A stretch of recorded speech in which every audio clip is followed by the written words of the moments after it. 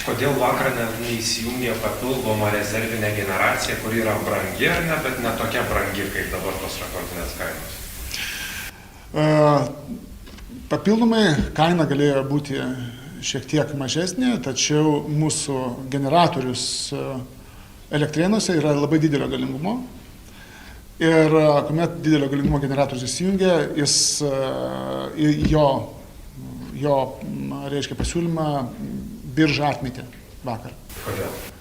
Todėl, kad yra taip vadinamas algoritme paradoksas, kuomet atėjus didžiuliam kiekiui už tuo metu žemesnę kainą rinkoje,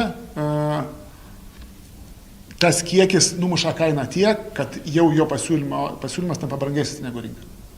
Čia turbūt sudėtingai paaiškinti populiariai, bet iš esmės gaunasi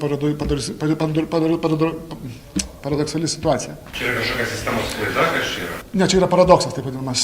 Paradoksas, kuris būna kartą, nežinau, jis turėtų būti kartą metuose ar kažkada, bet esant šitai kainų dinamikai, kokią mes dabar turime Lietuvoje, jisai dabar pradėjo kartuotis kas mėnesį. Tikrai, kuomet paradoksas būna į 2 mėnesius ar mėnesį kartą, jau jisai tampa nebe paradoksu. O šiaip tikrai pritariu, kad mes kiekvienas individualiai turėtume nuolat žiūrėti, kaip galime taupyti elektrą. Dar kartą noriu pasikartoti, kad mes elektros energiją, energetinius išteklius turime taupyti visi.